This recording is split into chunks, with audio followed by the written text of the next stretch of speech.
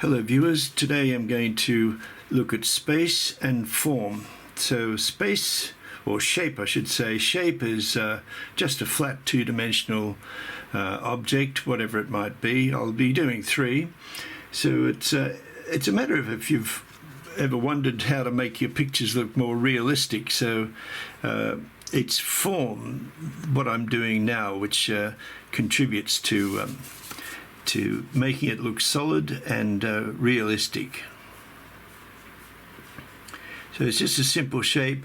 At the end, I'm going to give you some homework. I am actually an art teacher, and so I'd love to give you some homework which will help you.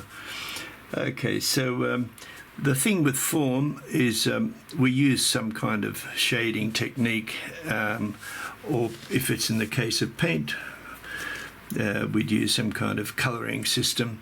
But I'm going to do, this is a sort of a roundish shape, so I'm going to do little tiny circles and lower the pressure or increase the pressure as we wish. But the light source is the important thing. The light source is coming here. So we'll make this look like an old weathered teacup.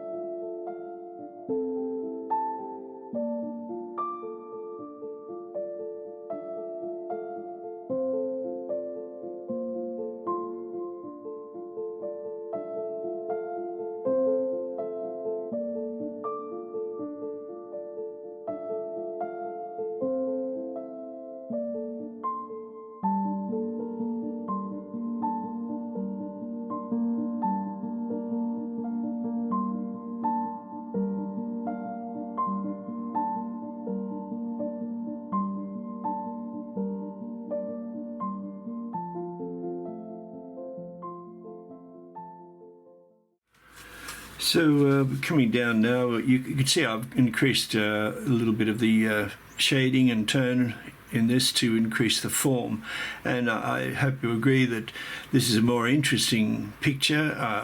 Obviously I can spend a lot more time and refine it incredibly so, but it's much more interesting than the shape. Not that shape isn't useful, but I've got this little Antigonus, and it's a matter of how to make form with a natural thing. So form comes in two ways. It's man-made objects and natural things in our environment that we need to conform to as much as possible to the direction that the fur is going. And so a useful form of shading it's similar to hatching, like this, right? But it's just shorter strokes with a slight feeling of a curving nature. So that's how we'll attack it.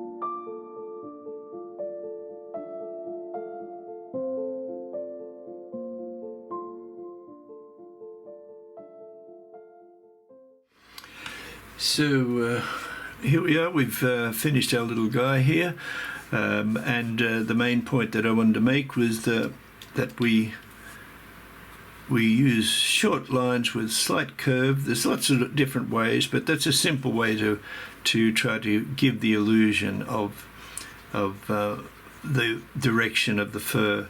Now here we've got a couple of ladies that I've drawn their profile. Oh, it's only one lady. I've drawn her profile in both ways, and I want to show you how by shading and giving sort of the idea of tone and form, we can make her look more realistic. This is a bit flat. It's okay, but you know, you really want to try and improve your picture. So the main points we might look at first of all will be, let's get the tones around her face. Now she's being lit from the front, so there's not a great deal going on there, but these neck shadows, and I'm going to just do hatching for this. Hatching is just simply going in the same direction, but keep it sensitive and light. And I'll show you just a little demonstration even with this 0.3, and I hope I don't break the lead with this demonstration, but this is the sort of thing you can do. You can increase the pressure and then decrease it and increase it again, and just keep practicing and hold it down, the pen down at the end here. I'll try it with another pencil as well. I'll try this with a number 2 pencil, HB pencil, and holding the lead down here and keeping it fairly low. We can increase the pressure, decrease, and try to get that to blend nicely.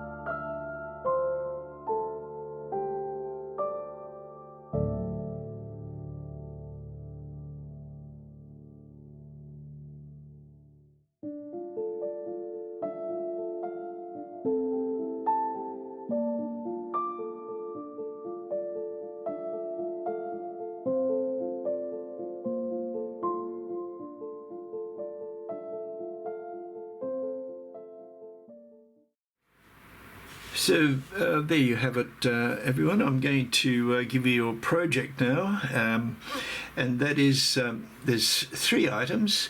One is I'd like you to find a photograph in a magazine which has got good contrast in the shadows under the eyes or the side of the face, etc. A good contrast photo, and if you can, just draw a grid around it, if you can fit a grid. I use a 5 height 4 width ratio. I find that's a really good ratio. So if you can draw a grid on that and try and draw a grid on the paper and then do the drawing and do the shape first, and then practice this kind of tone. Now that's one point. Then you can try to get your pet. If you've got a photo of your pet, try and draw him. So that might be nice if you've got a dog or a cat. So that'll be fun. And do the same. You get a photograph of him and or her, and you know, put a little grid around to make it a little bit easier, but not, just a grid like this sort of thing, about 10 by 8 or a little bit bigger, if you like, 15 by 12, and just divide it into thirds. No tighter. Some artists I see on YouTube do very small grids, and you just don't know, you don't learn how to draw doing that, I can assure you.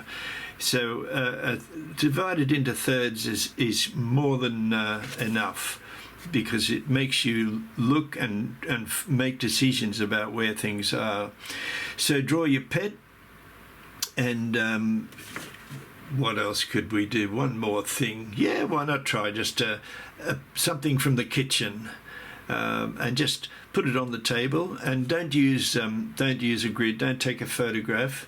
Just try to draw it as you see it, as if it was a still life, and half close your eyes. Try to see those shadows and lights. And I'm still trying to figure this out. You have to forgive me, but I'd love to see your work. If you can post it to me on the YouTube channel, I'd love to see it. And if you send me something, I'll definitely give you some tips on how you can improve your work. But that's it for now. Thank you very much, and I hope to see you in the next video. Thank you for watching. Please like and subscribe, and please leave a comment. And boy, wouldn't that be nice if you could leave an example of your drawing. Don't be shy. Okay, it's only no one knows who you are, so you be incognito. But I'd love to know who you are after a while. So please try that. Thank you so much, and see you next video.